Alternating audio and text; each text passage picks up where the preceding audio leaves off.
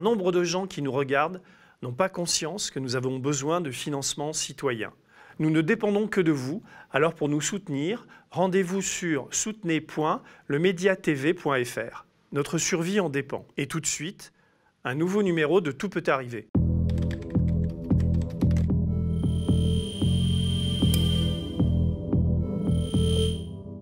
Je suis vraiment content que tu sois là. Là, ça fait, on se connaît bien. J'ai passé le week-end avec toi, avec ton livre. Alors, je pourrais faire des compliments à l'auteur, mais je vais d'abord faire des compliments au lecteur. Je pense que je suis ton meilleur lecteur. Tu sais pourquoi? Non, je vais t'expliquer. Je suis ton meilleur lecteur parce qu'il n'y a pas une ligne que je ne ressens pas dans ce que tu as écrit, parce qu'on a des parcours à peu près parallèles, même on était à Libération ensemble, enfin, on s'est croisés, tu as quitté le métier, tu t'es mis à écrire, et puis il y a les Gilets jaunes, et puis il y a tout ça. Donc le roman, je ne l'ai peut-être pas dit, c'est l'histoire de ce journaliste, c'est un peu une transposition de ce que toi tu as vécu en faisant tous ces tweets et en répertoriant toutes ces bavures, enfin ces bavures ou ces violences policières, et tu racontes l'histoire de ce journaliste et de ses rencontres avec des Gilets jaunes, avec des victimes de la police. Le roman est truffé de passages, de morceaux de procès-verbaux, de tweets que tu fais. Il y a un moment qui est très intéressant, c'est parce que je l'ai relu avec toi, c'est qu'est-ce qui déclenche le mouvement des Gilets jaunes? C'est, je crois, le 18 octobre 2018. Jacqueline Moureau, on se moque de cette thérapeute, enfin, il est bon ton de se moquer d'elle, mais quand tu lis la lettre de ce qu'elle écrit, c'est formidable ce qu'elle dit, et c'est quand même, enfin, je suis comme toi, je pense réellement qu'il y a un avant et un après, c'est-à-dire que c'est parce qu'elle fait ce message qu'on va passer d'ailleurs. Quand est-ce que ça va se terminer, la traque au conducteur que vous avez mis en place depuis que vous êtes là? Parce que là, on atteint des sommets. J'ai fait une petite liste de ce qu'on subit depuis que vous êtes là, mais on en a plein les bottes. C'est clair? Les nouveaux contrôles techniques, la moitié des voitures ne passent plus. Vous vous en foutez, vous roulez avec un parc qu'on vous offre et qu'on vous paye. La hausse du prix du carburant, 1,50 €, mais tout le monde s'en fout, personne ne dit rien. Pourquoi on dit rien? Parce qu'on n'a pas les moyens d'être dans la rue, parce qu'il faut qu'on paye les impôts que vous nous avez gentiment envoyés là pour la fin de l'année. Donc, ça va durer jusqu'à quand, ça? C'est ce qui va déclencher l'incendie. Oui, il y a quelques moments comme ça dans le roman où et là pour le coup je cite, je source, où je retranscris. Donc Jacqueline Moureau, ça fait 3 pages, j'ai enlevé juste 2-3 hésitations, mais le texte est absolument magnifique. Ouais. Le texte est absolument magnifique. Donc effectivement, c'est en octobre. Il y a ensuite l'histoire du fameux gilet jaune, on sait d'où elle vient d'un fan de tuning qui dit il faut mettre nos gilets sur le tableau de bord comme pendant la Coupe de France, le championnat du monde, la Coupe du monde de football, on va tout bloquer, et ça part. Donc toi, tu racontes à la fois ce mouvement-là et tous ces personnages, et en parallèle, d'une manière très, très fluide dans le récit, parce que on s'ennuie jamais, parce que tu as une sorte d'art de la rupture et du chapitrage. On rentre dans la stratégie policière. Et on voit aussi que ces policiers sont des hommes, certains sont des bêtes et des idiots, et d'autres sont des types plutôt bien. T'as pas de regard, comment dire, ni cynique, ni manichéen sur eux. Et c'est vraiment très intéressant parce que c'est très informé. Ça mélange le passé de tout ce qui s'est passé par ce que tu as fait avec les Gilets jaunes, et puis aussi le présent. Il y a une sorte de nervosité de l'écriture. Et puis, il y a quelque chose d'assez magique dans le bouquin, c'est le chant contre chant. C'est-à-dire qu'on est à la fois avec toi, on est à la fois avec des personnages comme Vicky, comme d'autres qui sont on va dire des gens des mouvements des Gilets jaunes, et on est surtout, et c'est peut-être ce qui m'a le plus, c'est les pages que j'ai le plus aimées, c'est on est avec les flics, quoi.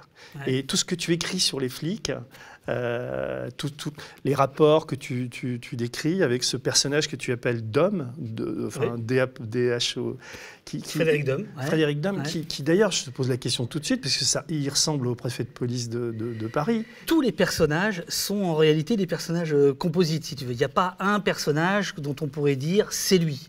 Ce Frédéric Dom, alors son poste existe, c'est le directeur de l'ordre public et la circulation, c'est-à-dire qu'à la préfecture de police, c'est celui qui gère les manifs avec le préfet. Il est toujours en place.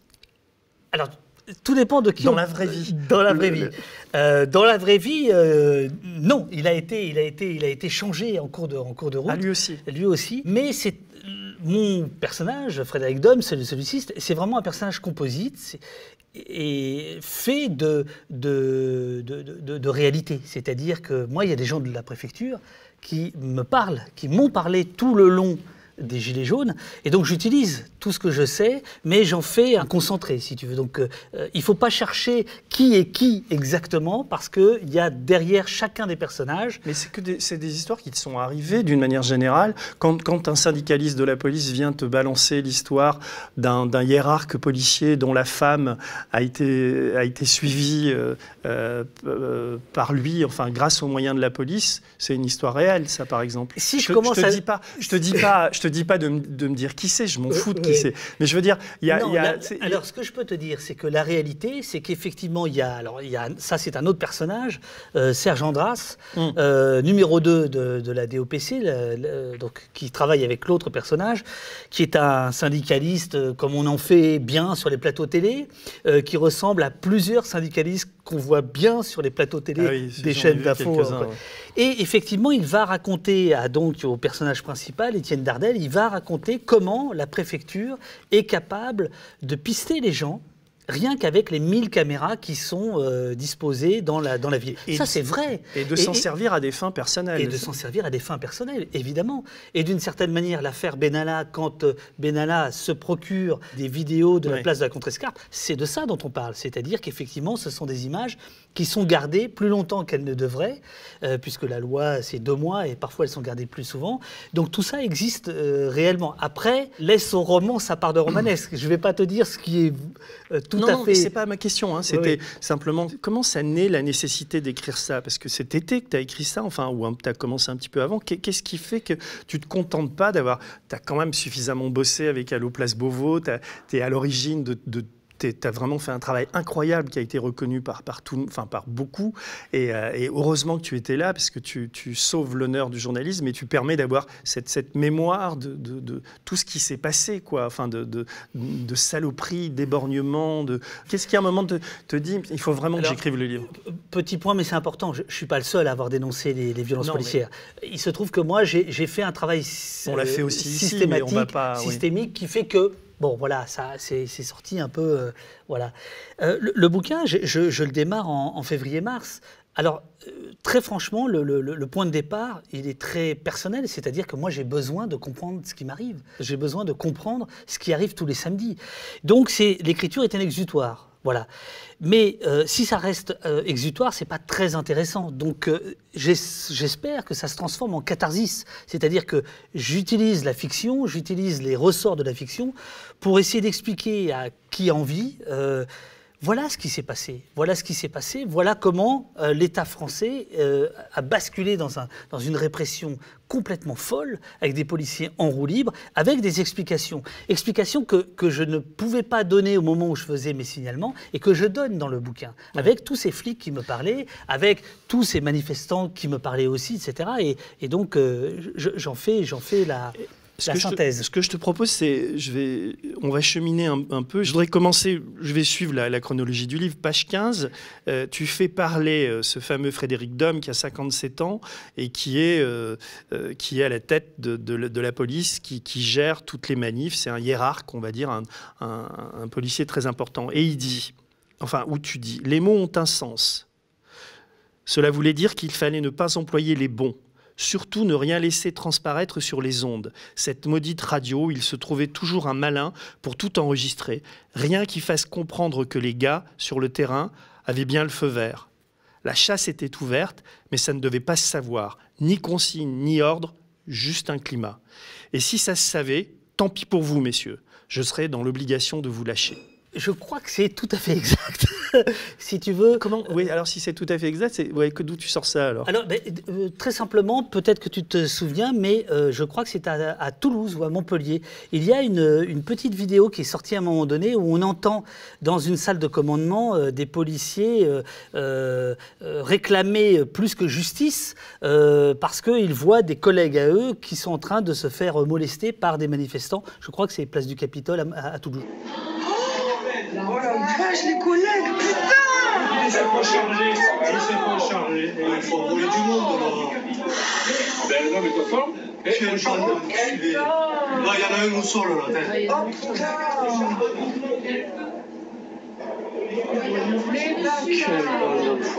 Mais putain, mais faut tirer quoi.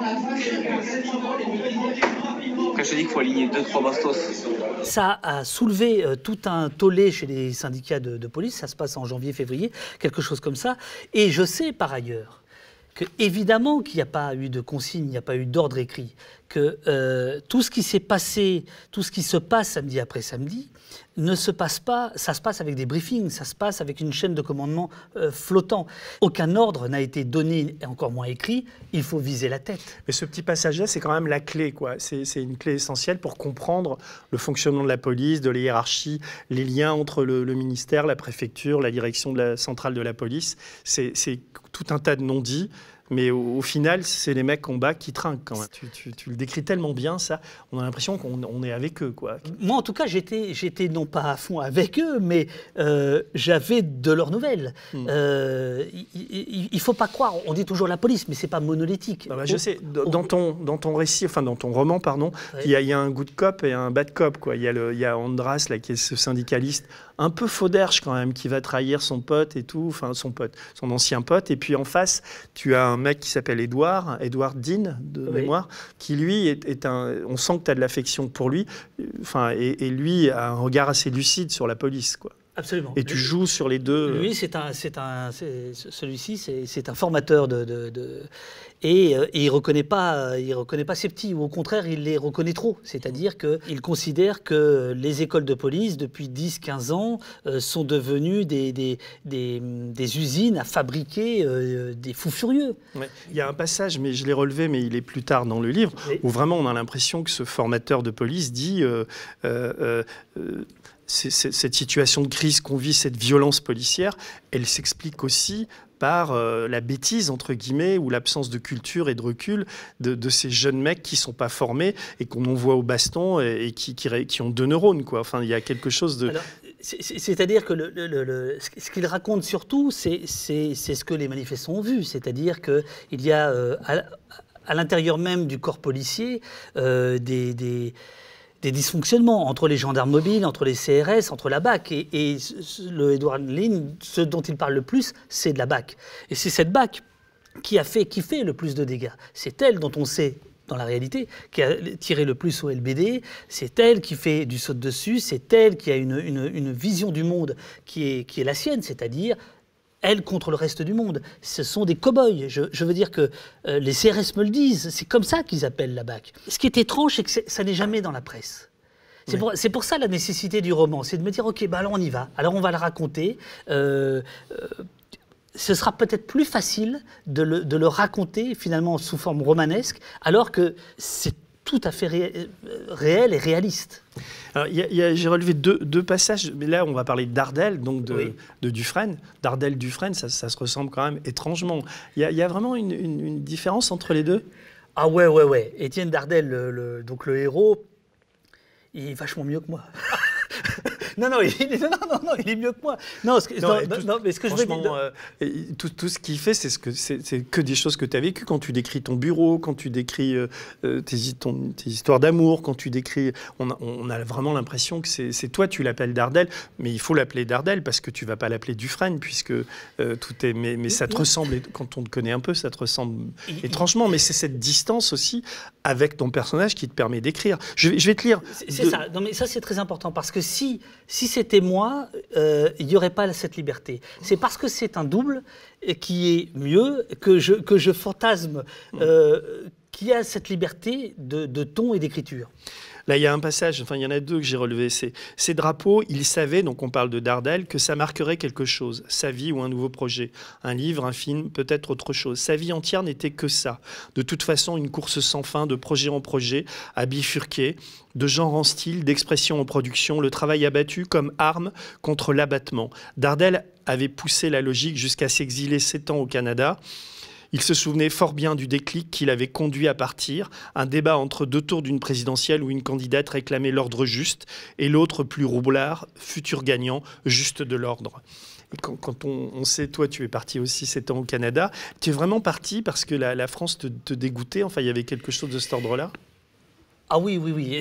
La phrase entre Ségolène Royal dont je parlais et Sarkozy, elle est réelle. Tu peux la retrouver. C'est dans l'entre-deux-tours, voilà. Et effectivement, il y avait l'idée d'aller voir ailleurs, l'idée de l'aventure, l'idée du nouveau monde. Mais le paradoxe, c'est que je reviens au bout de 7 ans parce que la France me manque et notamment, ce qui me manque, c'est la confrontation. Donc, je rentre à l'été 2018, donc je suis servi, quoi. Parce que en novembre 2018, il se passe le premier acte et ainsi de suite. C'est-à-dire que ma vie bascule. T'as quitté, mais on y viendra après, t'as quitté la France dans un état un peu lamentable. Et quand tu la retrouves... Ben là, j'ai du plaisir à parler avec toi, donc je suis de bonne humeur. Mais en fait, je suis terriblement inquiet. Ouais. C'est-à-dire que le pays que je retrouve est dans un état, je ne sais pas ce que vous avez fait, quoi. Non, mais dans un état... non, c'est jour par jour, jour après jour, il y a quelque chose de terrible. C'est pour ça que tu me disais tout à l'heure pourquoi ce bouquin. Ben, moi, chacun ses armes. Moi, c'est l'écriture. Donc, c'est ma réponse au désastre ambiant. C'est-à-dire que le recul des libertés, grosso modo, de quoi parle le bouquin? C'est du recul des libertés fondamentales. Oui, et puis de la possibilité du fascisme ou de ce qui est en train d'arriver. Et on est tous... Là, on parle, on a l'impression qu'on est léger, on déconne, enfin on déconne pas, on sourit, mais toi comme moi, enfin on est habité par cette idée que la situation est compliquée et le danger est imminent. Et ce qu'on vient de vivre est absolument terrible, quoi. Terrible. Terrible, absolument terrible. Et très peu de gens prennent la mesure de ce qui se passe. Très peu. Pour tout un tas de raisons. Ouais. Il y a un autre passage qui m'a fait sourire, comme Dardel. Tu dis, Dardel sourit, cela faisait bien 10 années qu'il n'avait plus de sésame, 10 ans qu'il avait arrêté le métier, avant que le sourire sincère ne se fasse cynique et dissimulé, comme il l'avait vu défigurer tant de ses amis. 10 ans qu'il avait tourné le dos aux rédactions, qu'il prenait pour des cimetières de la pensée, lui qui avait connu les employades enflammés et sans fin, nocturne et fraternelle chez Actuel, matinale et fratricide à Libération, experte et rude chez Mediapart. Ça m'a fait marrer parce qu'Actuel, Libération, j'ai vécu ça aussi. Mediapart, non, mais il y a une phrase aussi, tu considères que les rédactions sont des cimetières de la pensée, que c'est mort, quoi, ou pas? Alors je suis très emmerdé parce que, bon, là, l'émission est enregistrée, mais en fait, je t'ai attendu parce qu'il y avait une conférence de rédaction du média en bas. Elle est entre Libé et Actuel, de ce que j'ai entendu, ça pétaradait, c'était bon. Donc, tout n'est pas mort. Tout n'est pas mort. Je veux dire que, voilà, ici, il y a bien une rédaction qui vit, j'ai l'impression, c'est aux médias. Mais d'une manière générale, oui, c'est-à-dire que le roman est, je pense, un regard critique sur le monde que moi je considère avoir quitté, qui est celui du journalisme, en tout cas de la fabrication de l'opinion. Parce que si on ne parle pas de ça, on ne parle pas de la situation qu'on vient d'évoquer, c'est-à-dire où est-ce qu'on en est. On en est là aussi parce que, alors évidemment c'est pas dans le roman, mais parce qu'il y a quelques jours, une ou deux chaînes d'information ont décidé de diffuser en direct Éric Zemmour. Oui. Je veux dire, c'est ça la fabrique de l'information. Dardel, il est très très lucide et très critique sur le monde du journalisme, d'autant qu'il commence ses signalements contre les violences policières à cause du silence médiatique. Et il n'est pas dupe quand il devient lui-même objet de portraits, d'articles, etc. Il sait très bien que la presse se rachète à pas cher. Mais la presse a un regard critique à porter sur elle-même, sur cette affaire-là, comme sur tout le reste, mais séance tenante. Ah non, mais là, on est bien d'accord, c'est une des raisons, enfin, je suis là pour parler de toi, mais en te lisant, je me retrouve, c'est comme un miroir, ce livre, pour moi, parce que ce que tu ressens, je l'ai ressenti, la raison pour laquelle je suis venu aux médias, c'est les mêmes raisons que toi, c'est-à-dire, et ce qui me rend dingue, c'est ces repas ou des gens que tu rencontres qui ne sont pas comme toi encore plus que moi, mais conscient de la violence de cet État. Et quand tu te retrouves avec des gens blasés à des dîners ou des gens comme ça qui te disent ouais bon, enfin tu vois, qui n'ont pas vécu, tu as l'impression d'être fou ou d'être seul à leur dire mais vous vous rendez pas compte de ce qu'on est en train de vivre. Et il y a un côté blasé comme ça chez eux. Et c'est pour ça que ce livre, et là il faut leur offrir quoi, il faut qu'ils le lisent. Et non, tu l'as vécu ça aussi. Bien sûr. Et tu passes pour un énervé ou un illuminé, alors qu'il y a une sorte de lassitude, d'acceptation permanente autour de nous. Dans le bouquin, il y a toute une scène d'une émission de télévision où j'essaie justement d'expliquer ces mécanismes qui sont à l'œuvre, comment les rédacteurs en chef des chaînes d'information peuvent donner telle ou telle consigne à leurs animateurs, animatrices pour aller poser telle ou telle question, etc. Donc oui, évidemment, c'est un monde en vase clos. Et là, ce qui est très beau d'une certaine manière, c'est que ce vase clos a pété. En tout cas, ça a jailli, ça s'est vu.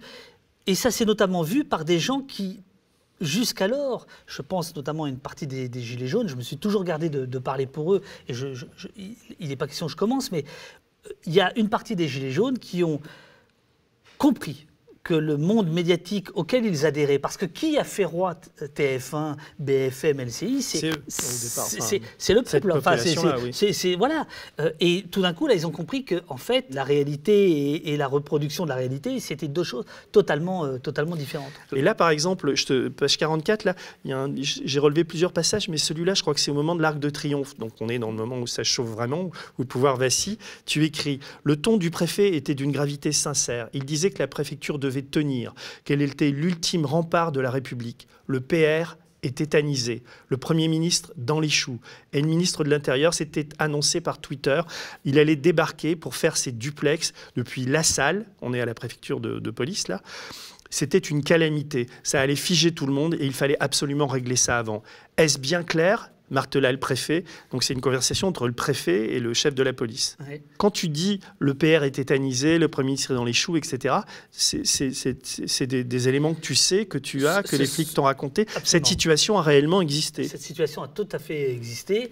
Je pense qu'on peut retrouver d'ailleurs des images de Castaner en duplex de la salle de commandement. Et c'est intéressant parce que là, on voit que la fabrication de l'information pèse sur la réalité. Et je raconte plus loin, par exemple, que parfois Beauvau ou la préfecture ou peuvent demander à des gens sur le terrain, des policiers sur le terrain, d'aller éteindre un petit feu de merde de poubelle, parce que c'est en direct sur BFM, par exemple, alors que d'un point de vue tactique et stratégique, ça n'a aucun sens d'un point de vue policier d'aller éteindre ce feu, mais il faut l'éteindre parce que les caméras sont braquées dessus. Ça sont effectivement des choses qui se sont passées, qui existent et qui ne sont jamais racontées. Et alors, tu m'as remémoré ce tweet qui m'avait bien énervé et de Castaner. C'est-à-dire que des types se font éborgner, des mains. Il faut dire qu'un de tes personnages, très, très beau personnage, c'est Vicky. C'est une fille, une anarchiste, on va dire, qui graffe un peu, qui a une bombe de peinture, qui a des très beaux slogans. J'en ai relevé. Il y a celui que j'ai bien aimé, c'est « Tous cassos, tous casseurs ». Enfin, il y en a quelques-uns que j'ai notés. Et donc, tu la suis. Elle a un destin assez tragique, encore qu'à la fin, il y a un peu de lumière quand même. Et donc, Castaner, qu'est-ce qu'il dit? Alors, je sais pas, on est après les Champs-Élysées, ça. Il dit les scènes auxquelles nous avons assisté sont intolérables ». Bon, il veut parler des Gilets jaunes, il a un peu d'humanité, mais ce n'est pas du tout ça. La volonté affichée et assumée de s'attaquer à nos forces de l'ordre, aux symboles de notre pays, sont une insulte à la République. Soutien et confiance aux effectifs mobilisés. Christophe Castaner, ministre de l'Intérieur. C'est-à-dire que on aurait pu citer Macron aussi, mais Castaner, c'est quand même l'archétype du je ne sais pas comment le définir, moi, j'ai pas envie de l'injurier, tu vois, mais c'est quand même, il y a pas eu une once d'humanité, de compassion, de gentillesse, de douceur chez cet énergumène, quoi, qui n'a fait que attiser la violence et la... Il a une formule qui sort à l'envi, qui est un blessé qui soit gilet jaune ou képi bleu, c'est un blessé de trop. Bon, je veux dire, c'est stupide. D'abord, les gendarmes, ça fait longtemps qu'ils n'ont plus de képi. Enfin, tu vois, ça, c'est de la phrase qui est fabriquée en communication. Donc, la seule petite compassion, ça a été ça. Ça a été tout récemment et éventuellement par Macron. Mais tu as raison de parler de Macron. Je peux le citer d'ailleurs, page 74. Il y avait un passage que j'avais oublié de Macron dans ses vœux présidentiels. Le 31 décembre 2018, il dit... Alors, ça aussi, c'est gratiné. Et c'est bien de l'avoir écrit parce qu'on a tendance à l'oublier. Et quand c'est imprimé dans un livre, c'est marrant parce que ça n'a pas le même poids que quand tu lis dans les journaux. Que certains prennent pour prétexte de parler au nom du peuple. Que certains prennent pour prétexte de parler au nom du peuple. Mais lequel? D'où? Comment? Et n'étant en fait que les porte-voix d'une foule haineuse, s'en prennent aux élus, aux forces de l'ordre, aux journalistes, aux juifs, aux étrangers, aux homosexuels. C'est tout simplement la négation de la France. L'ordre républicain sera assuré sans complaisance, car j'attends de chacun ce respect indispensable à la vie en société. Alors, ça fait partie, si tu veux, de la violence d'État. C'est-à-dire, il y a eu la violence que j'ai répertoriée, des blessés, des gens qui ont perdu 24, un œil, 5, une main, certains, un pied. Il y a la violence sociale, la violence symbolique, et puis il y a cette violence des mots. Effectivement, c'est pour ça que de temps en temps, le roman est lézardé de passages issus de l'actualité, des déclarations, car elles sont historiques, au sens où elles font histoire. Et il ne faut pas les laisser passer comme ça. C'est-à-dire que les vœux présidentiels du 31 décembre, on s'en fout depuis Giscard. Enfin, je veux dire, on n'y porte jamais aucune espèce d'attention. Mais ceux du 31 décembre 2018 me semblent absolument capitaux à retenir, parce qu'ils montrent dans quel état l'État peut être. Et ensuite, c'est ce que Dardel va comprendre peu à peu, c'est que cette idée comme ça de délégitimer toujours le manifestant, de criminaliser la pensée adverse, etc., en fait, c'est un vieux fond, c'est un vieux système de pensée. Mais quand on est samedi après samedi dans le feu de l'action, on ne s'en rend pas forcément compte. C'est parce qu'on prend du recul, qu'on analyse les choses. Alors, on oublie aussi à quel point le pouvoir vacillait et à quel point Emmanuel Macron faisait dans son froc, pour parler vulgairement. Parce que là, il y a ce passage où il y a une conversation entre le chef de la police et le préfet, toujours. Alors, il dit « Vous m'écoutez, Dom ? Bien sûr, monsieur le préfet, le PR n'a pas du tout, mais alors pas du tout goûté d'apprendre que les émeutiers étaient à 50 mètres de chez lui, à 50 mètres de l'Élysée. Je comprends. Ça et l'hélicoptère du PR en attente, les pales en action à Villacoublay, il n'a pas aimé le président. Faire sortir les plans d'évacuation du palais, les plans des égouts non plus. Faire vérifier dardard l'état des tunnels, celui de Beauvau, et l'autre, celui du faubourg Saint-Honoré, pas aimé du tout. Mais ça veut dire que ça s'est réellement passé, ça aussi? Ils étaient dans une telle panique qu'ils ont vérifié tout ça? Enfin, d'où tu le sors, ça? Je le sors non pas de mon chapeau. Non, mais je sais. Explique-moi. Non, tout ça est absolument exact. Le seul petit bémol, c'est où vont les tunnels? Où vont-ils exactement? Ça, il faudrait demander à François Hollande, etc. Mais tout le reste, l'hélicoptère à Villacoublay, le plan des égouts, le plan d'évacuation... Mais il était prêt à se tirer parce qu'il pensait que l'Élysée allait être occupée, quoi. Il avait envisagé. Pas lui, mais les services, les services de police l'ont envisagé, évidemment. Mais donc lui était furieux pour ça. Que ce soit l'acte 2 fin novembre ou l'acte 3 1er décembre, c'est de ça dont on parle. Oui, je sais. Oui. C'est de ça dont on parle. 10h45. L'Élysée est à quelques centaines de mètres derrière le cordon de CRS. Les gilets jaunes s'élancent.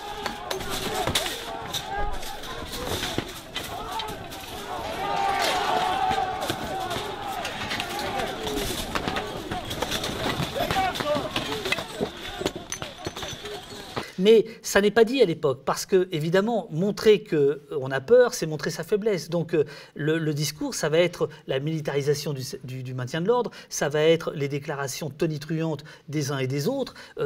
L'État va montrer sa force pour, en fait, masquer sa peur et sa faiblesse. Ce que je raconte là, c'est garanti. Oui, non, je sais. Alors, il y a des moments aussi qui sont très émouvants. Tu racontes plusieurs histoires de jeunes et il y en a qui t'affectent vraiment. On sent vraiment... D'ailleurs, j'ai vu des vidéos de toi où tu as les larmes aux yeux. Enfin, on sent que tu morfles parce que c'est très dur à vivre aussi, ça, de se faire traverser par toutes ces vies, quoi. Et tu dis... La balle avait... je pense que tu parles du jeune homme à Strasbourg qui sort d'un magasin de sport et qui se prend un LBD dans la mâchoire. Le 12 janvier dernier à Strasbourg, l'adolescent se retrouve en pleine manifestation des Gilets jaunes. Dans la confusion, il est blessé au visage. Il est un mec, il est gros comment? Ouah, t'es un sacré trou. Il vient d'être touché par un tir de lanceur de balles de défense. Pourtant, il assure ne pas être un manifestant. Il sortait d'un magasin de sport. La balle avait laissé un trou net, un impact parfaitement rond et parfaitement reconnaissable sur le profil droit. La joue noire pissait le sang. Ça jaillissait de partout, sur le blouson flambant neuf, sur le sac de course Gosport, sur la main du jeune homme. Kevin marchait, stoïque et perdu, sous une pluie de cris hors champ, un téléphone dans sa main, encore du sang, à attendre qu'on lui réponde. Sa mère ou sa sœur, peut-être. Dardel imaginait le pire, l'adolescent parlait, et n'arrêtait pas de demander à son ami, qui filmait lui aussi, « Rachid, ma mâchoire, elle est comment ? Wesh, t'as un sacré trou. Oulala, Rachid, il est gros comment le trou ?» Dardel ferma les yeux, priant que son fils ne l'entendait pas sangloter, quoi. C'est, tu vois, tu dis ça, tu te dis, bon, d'accord. Je vais passer à autre chose. Hein. Non, mais je veux dire, même toi, quand tu as écrit ça, tu termines dans des états... Même là, quand tu le lis, si tu veux, alors, petite précision, je parlais tout à l'heure de personnages composites, je parlais d'exutoire, etc. Oui, il ne s'appelle pas Kevin, tu as bien compris qui c'était. Oui. Pour des raisons de respect, mais... Voilà, c'est bien le garçon dont tu parles. Et ce que je raconte, c'est la vérité, c'est-à-dire que... j'ai vu la vidéo, moi, enfin, je me souviens voilà, de ça. la vidéo, et puis moi, j'ai sa famille qui m'écrit, qui me raconte comment la police... Comment il va d'ailleurs? Vous avez des nouvelles de lui? Aux dernières nouvelles, en tout cas en juin, ça allait pas très fort, c'est-à-dire que cet enfant était déscolarisé. Il avait été touché au mois de janvier, il était à peine retourné en cours, il avait été nourri à la paille pendant 2 mois. Je veux dire, c'est de ça dont on parle. Alors qu'il était en train de sortir d'un magasin où il avait fait les soldes. Et il s'est pris un LBD dans la figure. Sa vie est foutue. Il a 15 ans. Non, je sais. Et alors, tu parles aussi dans le livre, quand on est journaliste, où on est évidemment intéressé à plus d'un titre. Et il y a un moment, j'ai relevé ce passage-là, page 91, tu parles de Dardel, et parce pourquoi en fait Dardel et Dardel? Tu as une clé là, tu dis, il avait perdu des amis. Qu'est-ce que tu fous avec ces connards jaunes? C'est ce que te disent et c'est ce qu'on me disait, c'est ce qu'on me dit aussi. C'est pour ça que j'étais très sensible à ce livre. C'était pourtant une évidence pour Dardel. Leur précarité renvoyait à sa relative incertitude économique. C'est parce que je suis indépendant, avançait Dardel au sien, que je suis plus proche d'eux que vous ne l'êtes. Dardel avait besoin de faire la leçon pour tirer les siennes. Ce n'était pas toujours plaisant, mais c'était sincère.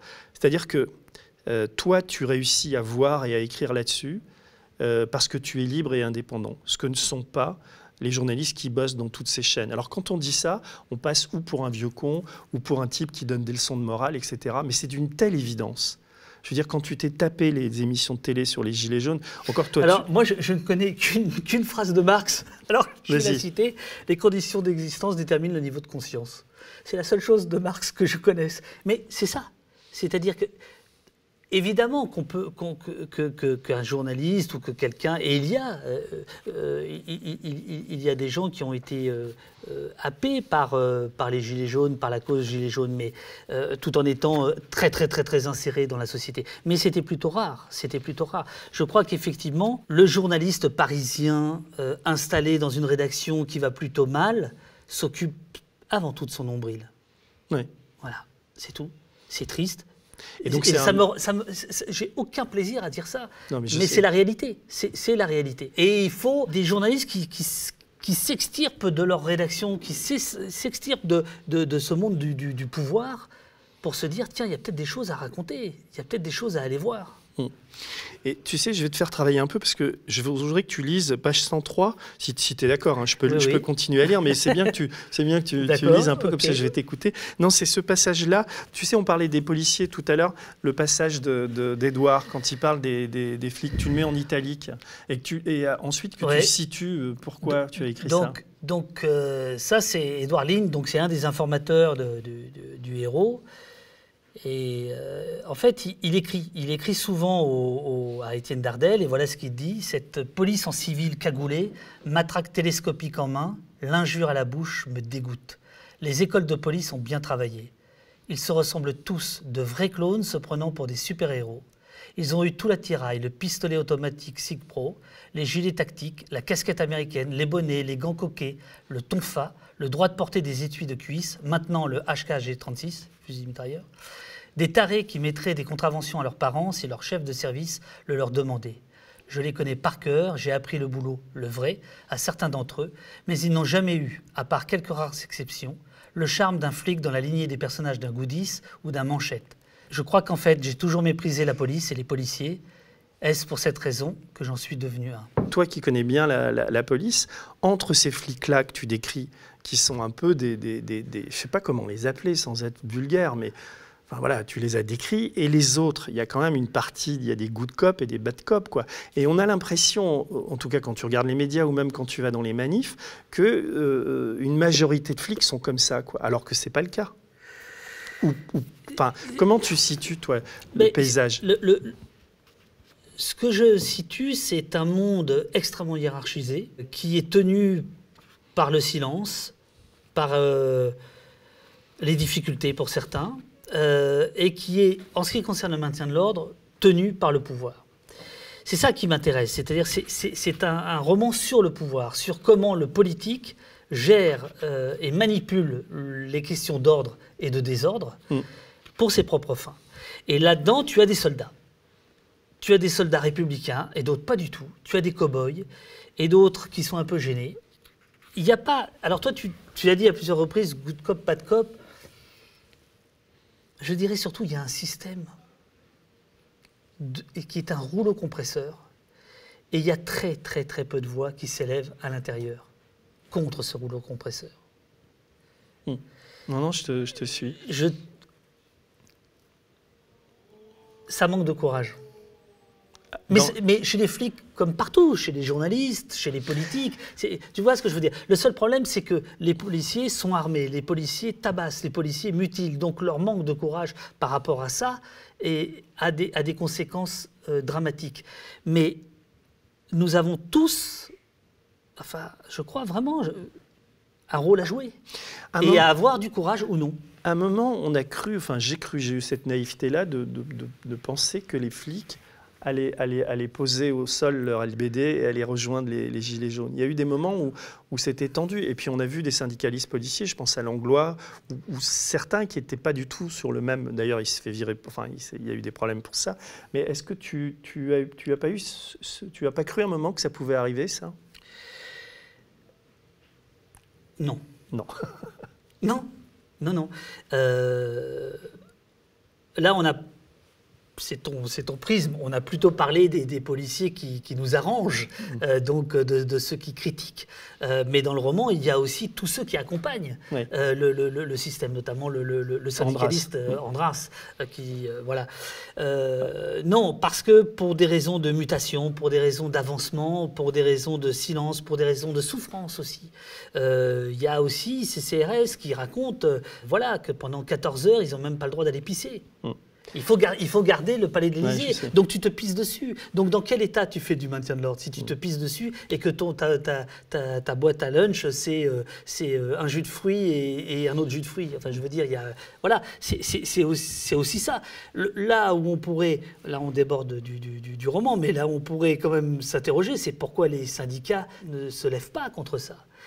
Et ils ne se lèvent pas. Et là on le voit dans le roman parce qu'ils sont comme ça avec le pouvoir. Il y a un syndicaliste qu'on a beaucoup vu sur les plateaux, en particulier à BFM, c'est ce type qui disait, je crois qu'il a dit à un moment donné, que quand quelqu'un a été estropié à sa main, il a dit « mais c'est bien fait pour sa gueule », il avait qu'à pas à la ramasser. Si la grenade lui était arrivée directement dans la main, oui, on pourrait effectivement poser des questions. Mais là, il se penche, on le voit, les images parlent d'elles-mêmes. Il se penche, il récupère. Je vais être très cru, mais c'est bien fait pour sa gueule. Pour essayer mais si, il faut le dire.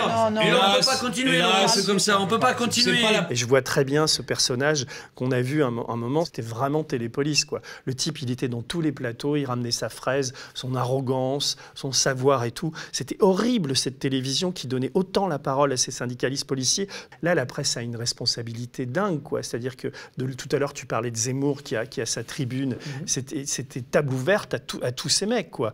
Et dès qu'il y avait un gilet jaune, c'était pour l'instrumentaliser. Enfin, c'était... Alors oui, on laisse la parole aux gilets jaunes, mais c'était cette télévision... Peut-être qu'un jour, et je ne suis pas du tout un procureur, ces gens auront des comptes à rendre, quoi. Pour l'instant, ils ont le pouvoir, ils ont la majorité et tout, mais un jour, enfin, il y en a certains quand même qui ont du recul, y compris chez les journalistes, mais c'est quand même, on a renvoyé l'image enfin, c'était terrible, l'image que les journalistes ont rendue d'eux-mêmes, quoi. Alors, est-ce que les journalistes vont rendre des comptes? Je ne sais pas, mais certains policiers, oui. Même si tout est fait pour que ça n'arrive pas, ça va arriver. Même le procureur, j'en parle un petit peu dans le roman parce que c'est important, ça montre la crispation, notamment chez le syndicat de police. Le procureur de Paris a annoncé il y a quelque temps qu'il y aurait des procès par rapport aux mutilations, par rapport au maintien de l'ordre. Bon, quand tu vois au rythme au travail de l'IGPN, bon... Non, bien sûr, mais ce que je veux dire, c'est que cette menace existe. Le seul truc, c'est que la question n'est pas de savoir exactement pourquoi M. Dupont a tiré avec son LBD. La question est de savoir pourquoi. Oui, qui a donné l'ordre. Qui a donné l'ordre. Pour défendre quoi? L'État a défendu quoi en faisant ça? Jusqu'où l'État est allé, au nom de quoi? C'est le fameux truc, la fameuse phrase de Max Weber, dont Dardel parle au moins à une reprise, qui est l'État revendique le monopole de l'usage de la violence légitime. Ouais. Le bouquin, c'est ça. C'est quoi l'État? C'est quoi le monopole? C'est quoi la violence? Et c'est quoi la légitimité? Et là-dedans, tu as des policiers qui considèrent que parce qu'ils sont policiers, ils ont le monopole et la légitimité qui va avec. Comme si ça ne se discutait pas à chaque instant. Évidemment que ça se discute à chaque instant. Et le monopole et la légitimité. J'ai relevé, si je peux me permettre, une toute petite erreur, mais peut-être je me suis trompé. Mais non, mais tu n'es pas censé le savoir. Mais nous, on le sait ici parce qu'on a interviewé un photographe gilet jaune qui s'appelle Serge D'Ignacio, qui était au moment où Fouquet's a pris feu. Et en fait, ce ne sont pas les gilets jaunes qui ont mis le feu au Fouquet's, c'est une lacrymo. C'est une lacrymo des flics qui a enflammé le truc. Et après, les médias ont repris en disant que c'était les méchants gilets jaunes qui avaient brûlé le Fouquet's. En fait, c'est des policiers qui, par inadvertance, ont fait cramer le Effectivement, le truc. Je connais cette photo, mais ce qui est important dans le Fouquet's, c'est qu'après, les gens se sont fait gauler parce qu'ils ont fauché un cendrier, ils se sont retrouvés... Voilà, mais le procès n'est pas encore passé. Il a été décidé, enfin, il a été fixé à, je crois, courant octobre.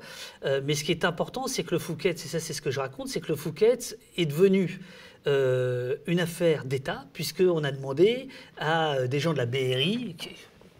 dont c'est vraiment pas le problème de compter les fourchettes et les couteaux du Fouquet's, de savoir s'il manque un ou deux guéridons. Le Fouquet's est devenu quelque chose d'extrêmement important. Il faut absolument que justice soit faite, parce que là, on a touché à un symbole, qui est un petit symbole en réalité. Parce que bon, c'est plutôt le resto de Sarkozy qui appartient à ce notaire, là, enfin, les casinos barrières. Mais disons que et c'est pour ça que j'utilise cette scène du Fouquet's, parce qu'elle est un symbole incroyable. Et le symbole incroyable, c'est quand le Fouquet's se barricade. Ah oui, ça, cette photo invraisemblable avec des haies de CRS autour, là, qu'on a tous vues, on se dit... Voilà. Et là... Où va l'État, quoi? Où va l'État? On sert à ça. Qu'est-ce qu'il protège? Alors, il y a ton personnage de Vicky qui traverse le livre, et il y a un moment qui est très émouvant, et en plus, on sent que c'est du vécu. Comment elle perd sa main? Elle perd sa main avec une grenade GLI-F4, qui est une grenade explosive, qui contient du TNT, qui est une arme de guerre. On le rappelle une ultime fois. Arme de guerre qui n'est pas utilisée par les autres polices comparables dans les pays comparables. Et donc, elle est devant l'Assemblée nationale. Et elle, puisqu'il y a tout un chapitre où elle est face à la police des polices, versant gendarmerie, où elle explique qu'elle a voulu se débarrasser de la grenade qui arrivait sur elle. C'est-à-dire qu'elle fait un geste d'évitement. Et à ce moment-là, c'est là que ça explose. Et c'est là que ça explose et qu'elle perd sa main. Et donc, elle est un peu fâchée avec sa mère, dans le roman. Sa mère qui vote plutôt Marine Le Pen, alors qu'elle est plutôt Anard. Et elle est hospitalisée. Donc, la scène est déchirante quand tu décris ce qui arrive à cette Vicky, qui est c'est quelqu'un que tu as envie de connaître en plus. Et alors... Je lis la lettre de sa mère, enfin, je lis ce que sa mère écrit ou t'écrit, puisque j'imagine qu'elle te l'a écrit. Tu l'as pas inventé, ça? Joker? Joker. Ma fille m'avait parlé de ces grenades, je croyais qu'elle exagérait. Des grenades avec du TNT, des armes de guerre contre des Français par la police française? Nelly m'en avait parlé, oui, mais je n'y croyais pas. Je pensais que c'était des rumeurs, des histoires qu'elle et ses amis racontaient. Ma fille a subi une opération de plus de 4 heures par un interne qui a fait ce qu'il a pu, mais il ne pouvait rien. Monsieur Macron, pendant que vous faites le beau en bras de chemise dans les gymnases, pendant des heures en soliloquant, soi-disant pour votre grand débat, parce qu'il est vrai que vous aimez surtout parler avec des gens choisis, pendant ce temps-là, vos sbires, monsieur Macron, mutilent nos jeunes. 40 ans, c'est jeune, monsieur Macron. C'est vous, monsieur Macron. Voilà, je ne vais pas lire tout ce que dit la mère, mais donc d'où elle sort, Vicky? Enfin, est-ce qu'elle existe dans la vraie vie? Je ne te demande pas son nom, etc. Mais tout ça, c'est un composite ou c'est une histoire?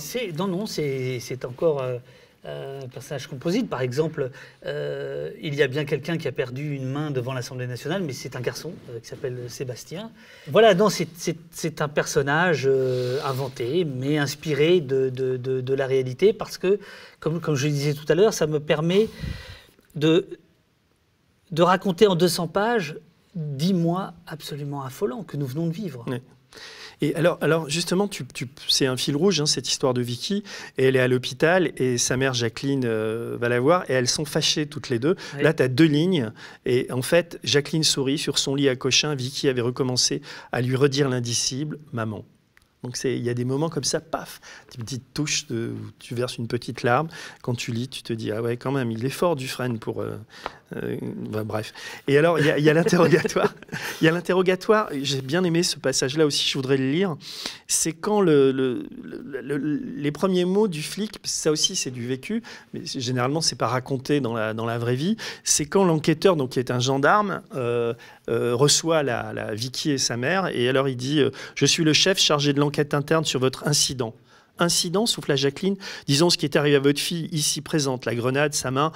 Comment l'incident devant l'Assemblée nationale met en cause des militaires? L'incident, répéta Jacqueline. Oui, non, donc c'est une enquête interne. Donc je suis le chef de l'enquête. Vicky le coupa. Elle lui demanda s'il avait du temps. Le militaire, parce que elle en avait. Sa vie s'était arrêtée, parce que l'incident, tu le mets en italique, ne pouvait pas en être. Ce qui lui était advenu était un résultat, le résultat d'une logique, la trace d'une répression. Vicky s'appuyait sur ces mots, sa main sans main ponctuait ses phrases à coups de virgule sur sa cuisse droite. Le chef d'escadron restait de marbre, il connaissait la rhétorique, il dit que oui, qu'il avait le temps. Vous comprenez, c'est délicat votre affaire, insistait-il. Tiens, je vais te raconter. Ça, je l'ai jamais dit. J'ai eu plusieurs fois des appels de l'IGGN, l'Inspection Générale de la Gendarmerie Nationale. Pas sur ce cas-là, évidemment. Ils voulaient des vidéos, ils voulaient des photos. Ouais. Non, je te dis ça parce que le roman, il s'est nourri de tout ce que les gens ne voyaient pas pendant que je faisais Allo Place Beauvau, c'est-à-dire des échanges avec les victimes, avec les proches, avec des policiers, avec des avocats. Dont tu n'avais pas rendu compte. Dont je n'avais pas rendu compte jusqu'alors. Et qui, en fait, je ne savais même pas ce que j'en ferais. Et en fait, chaque matin, en écrivant, ça ressortait à partir de... Voilà. Et donc, cette scène que j'invente, elle est proprement réaliste. Ça, on peut le dire. On n'a pas l'impression que tu l'inventes. Et pourtant, elle est inventée. Et alors, tu vois, je vais te faire bosser un peu parce que on est toujours dans l'interrogatoire. Il y a ce passage-là que j'aimais bien, j'avais mis « Eh oui », comme les médias se taisent. Oui, parce que les médias n'en parlent jamais de ça. Tu vois ce petit passage. Alors, Vicky filait son récit, un récit de guerre. Une guerre qui aurait lieu juste avant les balles réelles. Ce jour-là, comme chaque samedi, j'ai vu les contrôles préventifs, j'ai vu les fouilles illégales, vos collègues qui arrachaient les gilets jaunes, les masques de protection de chantier, les lunettes de piscine, tout y passait, les casques de vélo, tout. Et j'ai vu les nasses inhumaines, les arrestations arbitraires. J'ai assisté au départ en prison de tout un tas d'innocents, exfiltrés un par un de la foule et du mouvement. Et puis je n'ai plus rien vu, à cause des gaz. Entre 2 voitures, un policier m'a poussé d'un coup sec sur la nuque et j'ai chuté. Je me suis relevé aussitôt, refusant de jouer son jeu, d'être sa victime. Je ne voulais pas céder à la peur. « Un policier ou un gendarme ?» demanda le chef d'escadron. Non, c'est ça. Et puis alors après, tu vois, j'ai coché beaucoup cette partie-là. Non, répliqua Vicky, frappant à nouveau son restant sur la cuisse. Son restant, d'ailleurs, tu appelles ça son restant. Votre travail consiste à laver le sale travail de vos collègues. Votre travail consiste à maintenir l'ordre, à nous maintenir, quitte à nous amputer. Votre travail consiste à délivrer des permis d'existence et ça commence par les autorisations d'insulter. Les gens qui ne sont rien, un pognon de dingue, c'est possible. Suicidez-vous, lancez à vos collègues. C'est un crime d'autant plus odieux que les médias en oublient l'origine. À l'origine, nous crions, ne vous suicidez pas, rejoignez-nous, mais face aux coups, face aux matraques, à votre folie, voilà en quoi consiste votre travail. Il consiste à ce que les banlieues restent des banlieues, les lieux bannis des paysages mornes, où l'idée même de fronde joyeuse est réprimée, dans le sang, bavure après bavure, contrôle après contrôle. Je le sais, j'y vis. Votre travail consiste à maquiller les cicatrices détestables du capitalisme, etc., etc. Oui, là, tu mets une petite dose de lutte des classes, quoi.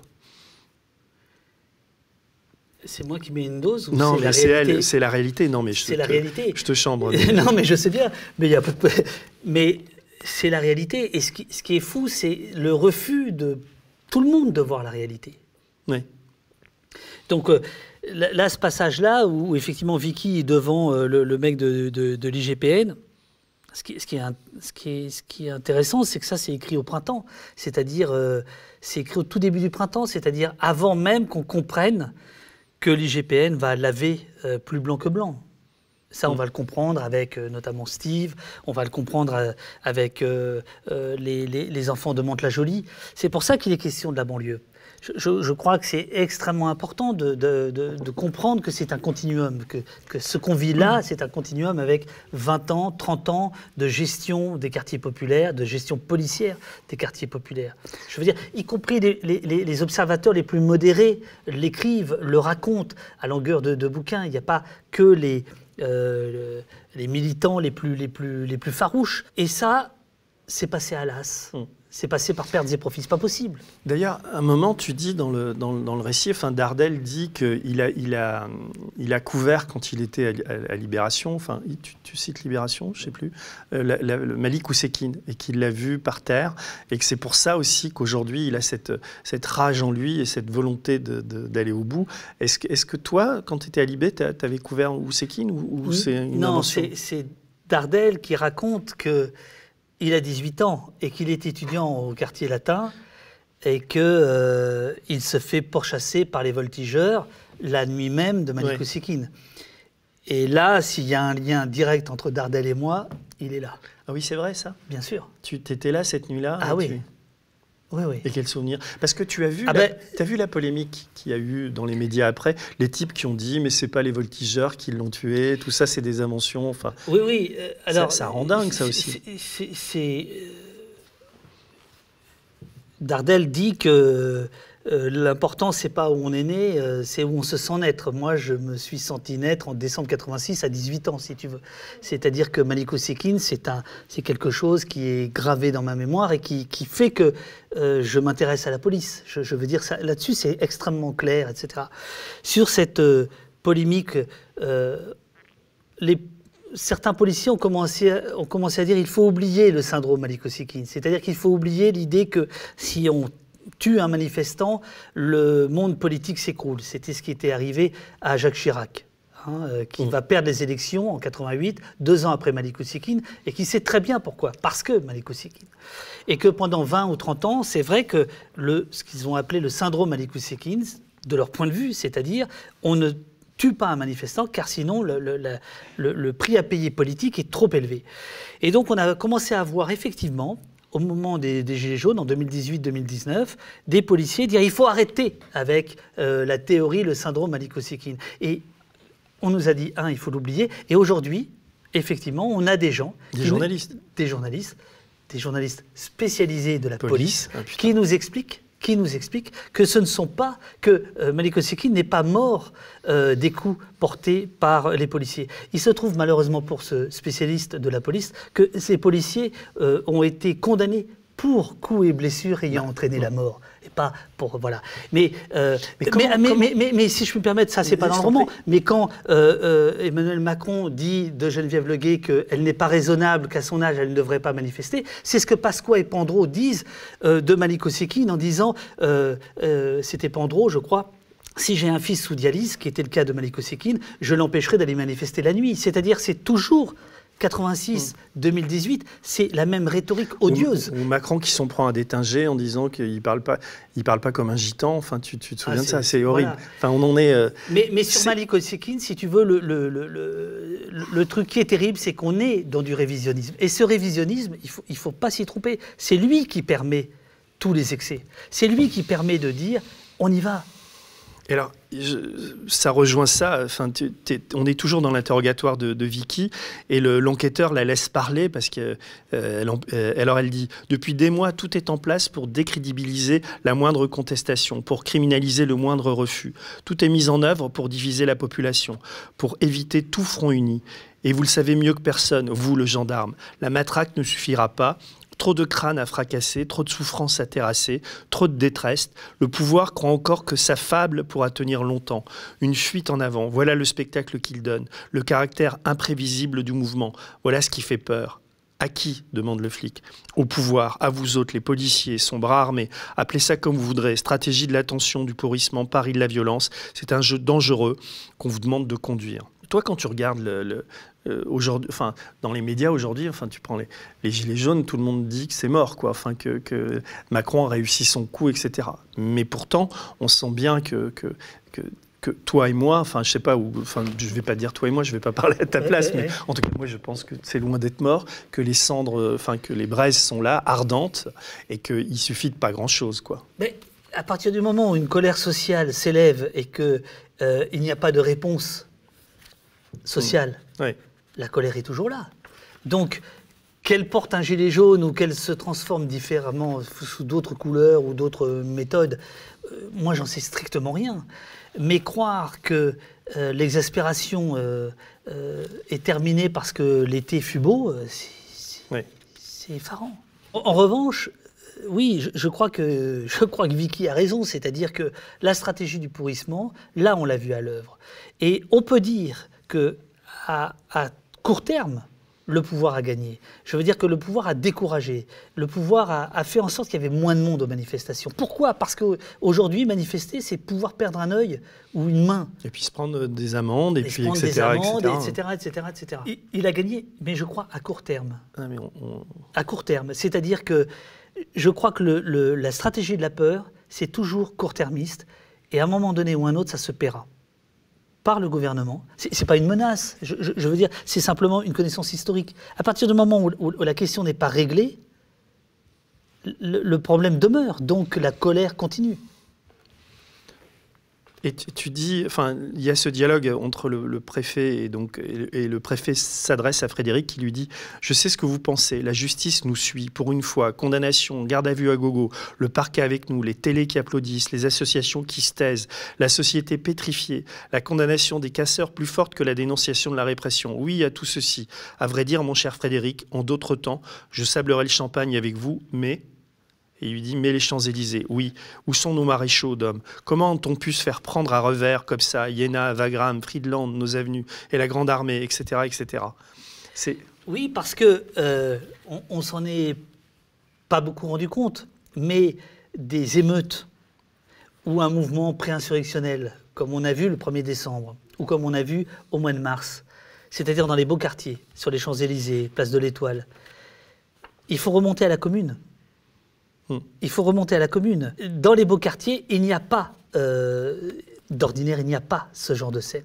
Et donc, c'est cette leçon-là que le pouvoir a tirée, en envoyant, de mon point de vue, en surdramatisant le péril, en envoyant des menaces de l'armée, des blindés qu'on n'avait pas vus depuis 50 ans sur le sol métropolitain, en envoyant des armes qui n'étaient pas utilisées jusqu'ici, en intensifiant les gaz lacrymogènes, en utilisant des policiers ni formés, ni entraînés, ni équipés pour le maintien de l'ordre, et avec un discours martial, mais complètement délirant, c'est de ça dont on parle. Et d'ailleurs, tu as 3 lignes qui résument assez bien. On est toujours dans la conversation entre le préfet et Frédéric. Le préfet s'adresse à Frédéric et il lui dit « Frédéric, le feu, je vous dis, les mutilés, les risques du métier. Vous comprenez, pour un de toucher, 1000 manifestants qui désertent. » Donc c'est vraiment le calcul, quoi. C'est le calcul qu'ils font. Alors là, je dois dire, pour pas qu'il y ait de méprise, ça, c'est une interprétation que je fais. Pas un policier ne m'a dit ça, évidemment.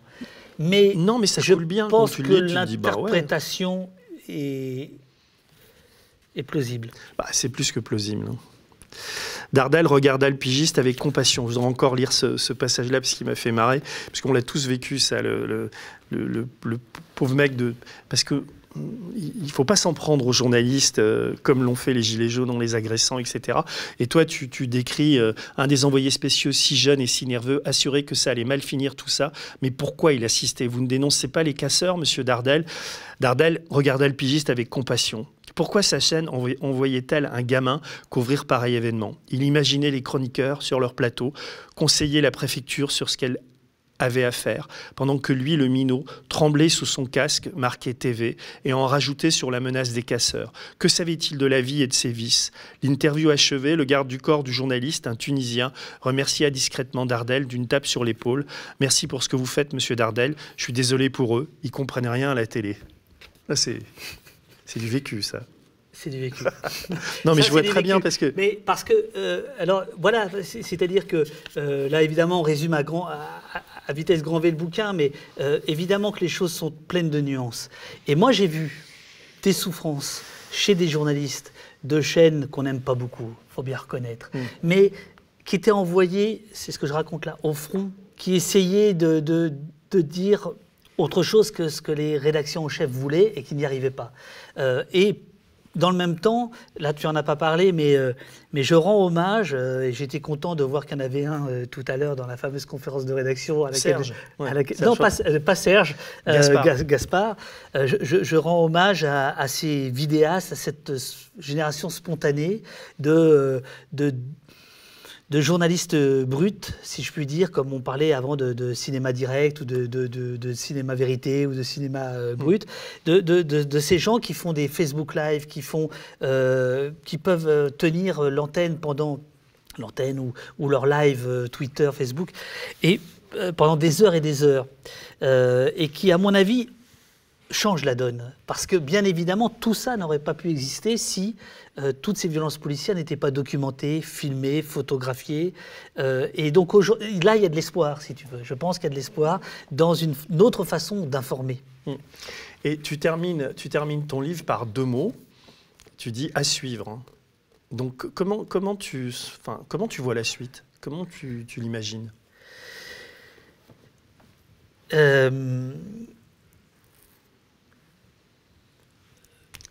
Je reviendrai quand je l'aurai écrit. Non, tu t'échappes pas là. Non, mais je veux dire, tu es en contact avec tous les samedis, tu vois ce qui se passe, tu regardes l'actu, on voit tout, enfin, on est tous les deux, enfin, on est nombreux comme ça, mais à être au cœur un peu de cette actualité-là. Si tu veux, le à suivre, c'est parce que j'ai le sentiment d'avoir trouvé une forme qui permettrait éventuellement de poursuivre comme ça cette espèce de traversée du réel, de récit du réel, tout en étant dans le roman. Voilà. Et donc, moi, j'ai fait des documentaires interactifs, j'ai fait des jeux documentaires. T'as lâché tout ça, d'ailleurs. T'as fait le tour du webdoc et tout ça. Je t'ai connu, moi, oui. Monnet, moi, ce qui m'intéresse, c'est toujours de trouver une forme. Et là, je me suis dit, tiens, il y a peut-être une forme entre le roman et le documentaire. Peut-être que je peux en faire d'autres. Et effectivement, je crois que la situation dans laquelle nous sommes, politique, sociale, franchement, c'est totalement inédit. Et chacun doit prendre sa part. Voilà. Donc à suivre. Donc merci pour tout, David. Je suis vraiment super content de t'avoir accueilli ici. Merci à toi, Denis. Et je vous conseille à tous de lire Dernière sommation. C'est une sommation. N'oubliez pas de mettre des pouces bleus pour faire monter la vidéo. Et pour faire un don, vous pouvez cliquer sur Soutenez juste après sur l'écran de fin.